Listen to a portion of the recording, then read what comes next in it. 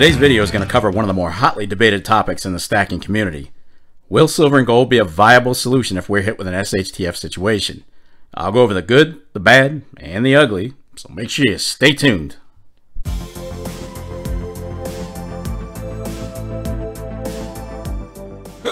YouTube, what's a good word? Welcome to another episode of the Silver and Gold Stack Attack. Now, before I get rolling, I just want to take a second to thank you for sharing a few minutes of your day to be here. The amazing support you've given the channel is really appreciated more than you know. And also, we've had a really nice flow of new subs over the last month, so hey, I'd like to officially welcome the new folks to the channel as well. Appreciate you being here. And you already know what line comes next, right? Best damn community on YouTube. You guys are awesome. So today, we're going to talk about the viability of silver and gold if we were ever to go all Venezuela up here in the United States. Honestly, there just doesn't seem to be any middle ground with this. It's so debatable. And the idea has just as many detractors as it does supporters. It literally seems to be a 50-50 split. As you may have noticed, got a new slap, got a hologram, alien, silver and gold stack attack decal. If you want to grab one of these, drop me your address in the email on the channel description. But anyway, let's go ahead and roll this thing. I love gold! Alright, to start us off, there are multiple scenarios of economical SHTF situations where fiat currencies have failed. The proof is in the history, folks. It's in the history. You got Venezuela. Happened in Zimbabwe. Weimar Republic. Argentina, and so on. Now, a few of those countries actually turned to precious metals once their fiat crashed, and they had decent results. Now, generally, there are going to be two schools of thought when it comes to silver and gold being exchanged if our economy were ever to fail to that level. And here they are. Number one, since only 5% or less of U.S. citizens are actively stacking precious metals, a majority of the country wouldn't understand or even have the ability to recognize the value of, say, a silver eagle. Now that, making it worse, that has a dollar denomination on it, so they could easily counter with the argument of, what are you talking about telling me it's worth 35 bucks? It says $1. And what about generic silver bars and rounds? I mean, if they don't recognize the value of a silver eagle, do you really think they're going to recognize bars and rounds? And what about the silver that a lot of folks consider their favorite for an SHTF? Constitutional silver. I mean, sure, a lot of people are going to recognize that these coins are old and that there's definitely something different about them. But with the general lack of knowledge for a majority of U.S. citizens, they're going to see these not for their true value, but for their face value. They don't know about the silver content. And I'm going to be honest with you, I didn't know about it until years later. I always wondered why the damn coins were getting spit out in the bottom tray at the Coinstar. Because they were silver and I was just throwing them away. What are you? An idiot sandwich. Idiot sandwich works! An idiot sandwich, Chef Ramsay. So, yeah, the argument from that side of the house is that silver and gold won't be worth much in the immediate aftermath of a serious SHTF. They're more for the recovery stage. So prep your own supplies along with silver and gold. Alright, let's flip to the proverbial other side of the coin, so to speak. Now, this group believes that the sheer drive for supplies in an SHTF would actually force people to look elsewhere and for other methods of acquiring stuff, and that would lead to a quick rise in a new economy where bartering with precious metals is really the only way. In other words, desperation could breed knowledge, and the uninformed sector could learn about the value of silver and gold, spurring on that new barter system.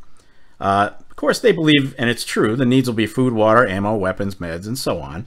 And those who have prepped metals and supplies are going to have those things. And they're going to be the ones driving that new trade. So, they also believe that the previously uninformed that we talked about will quickly learn the difference between the silver content of constitutional silver and later on. So, everything should even out in a reasonable amount of time is what their argument is. Now, my argument against that point is this. If these allegedly uninformed people didn't know about silver and gold before everything went down, and they need supplies, well, they're not going to have precious metals to barter with in the first place. They're going to have to figure out an alternate plan to acquire supplies. So, what are my opinions on these two trains of thought? Well, I can see logic behind both sides, but honestly, my personal belief is that stackers are deeply rooted in the minority here in the U.S. We know that. And precious metals just won't be immediately effective in an SHTF. In my opinion. Now, I've always said they'd be more for the recovery stage, but there's some news out there that may change the whole game, and that is quite a few retailers and states themselves are starting to make silver and gold acceptable as legal tender And that's great progress. We've currently got 11 U.S. states that have passed this law, and others are looking into it as well. Now, if this continues, this could really bump precious metals from the darkness of ignorance into the light of acceptance when it comes to being a medium of exchange. So there might just be some vindication for stackers after all, if the states continue to understand what real money is and adopt it as legal tender. And the best part, it's completely legal for states to adopt silver and gold in this scenario. Completely legal.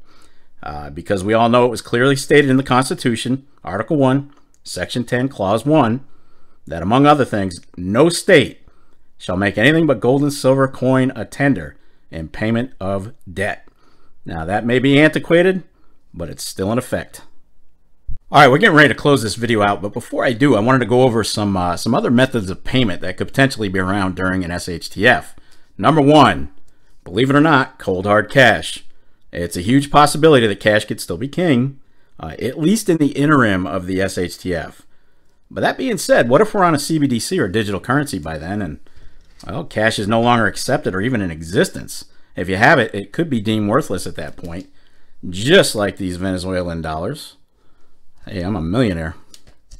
All that stuff is worthless. Or even worse, these Zimbabwe dollars. 20 billion, 10 billion. I could live like a king. Well, at one time. So don't count on cash being an actual option for you in that case. Again, it might be in the beginning, but probably won't last long. Second, number two, crypto. You never know. With the CBDC potentially becoming a reality in the US, and things are certainly aiming in that direction here and around the world, so make no mistake, crypto will have a chance to become an underground method of payment if, and these are big ifs, they haven't been outlawed and the grid is still up. So no internet, no crypto, and no CBDCs for that matter. So you're looking at a mess. Number three, labor, trade, and technical skills. It could easily pay off to have skills in an SHTF where you could trade your labor for supplies or more silver and gold if that's what the paying customer is offering you. And number four, the aforementioned CBDC.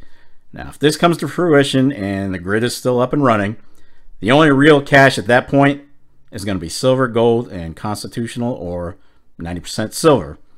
It's going to be really interesting to see how this clashes with a bunch of U.S. states accepting silver and gold as legal tender. We could be looking at a huge mess. All right, so there you have it. Now, it's my true belief that I won't see an SHTF in my lifetime, but as quickly as things can hit the crapper in this world, who the hell knows, right? Now, personally, I'll continue to stack silver, gold, and junk silver because, well, hell, that's what I would have done anyway, in addition to stacking supplies just in case, because it's better to be prepared than not. You know, worst case scenario, we'll have a huge survival food party if time passes without needing to use it over the shelf life. So be looking for that invitation, folks, if 25 years pass and I'm still here, because we're going to be having a rehydrated food party, baby. Yeah, baby. Yeah. Oh. Anyway, be sure to leave a comment down below and let me know your thoughts. I do love to read them all, and I try to respond to each one.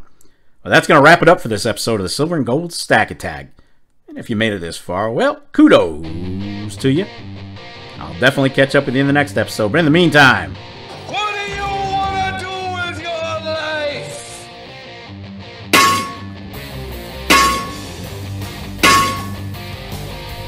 damn right, get stacked.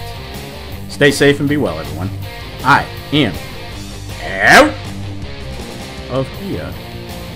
See you in Sunday's video. Peace.